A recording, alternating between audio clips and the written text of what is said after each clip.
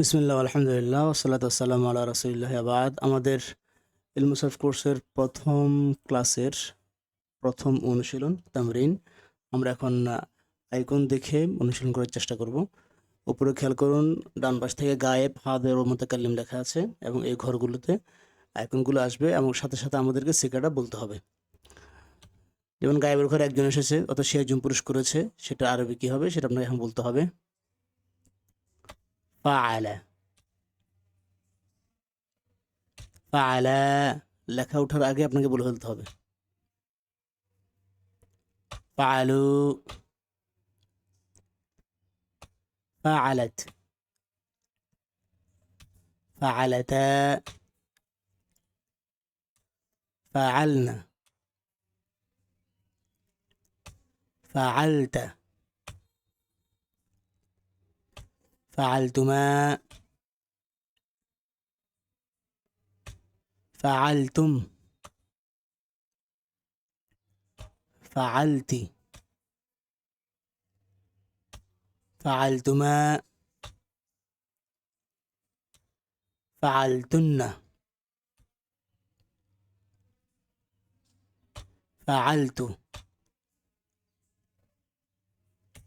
ফাআলনা।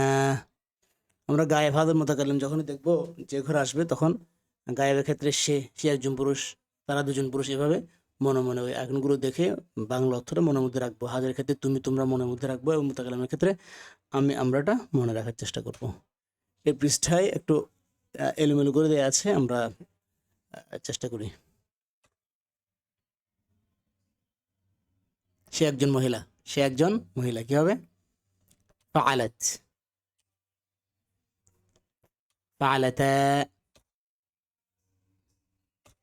ফাআলনা। তুমি একজন পুরুষ, চেষ্টা করুন। ফাআলতা, ফাআলতুমা, ফাআলতুম। সে একজন পুরুষ। ফাআলা, ফাআলা, ফাআলু। তুমি একজন মহিলা। ফাআলতি, ফাআলতুমা,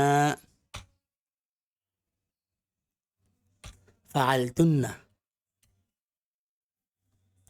নিচেরটা উপরে এটা মিস্টেক আসছে, নিচেরগুলো দেখি। আমরা আমরা আমরা দুইজন এবং অনেক যখন হবে, পুরুষ মহিলা সবাই আমরা বলবে। আমরা হলে ফাআলনা, ফাআলনা। এরপর উপরে আইকনগুলো চলে এসেছে। একজন হলে তাহলে হবে ফাআলতু, ফাআলতু।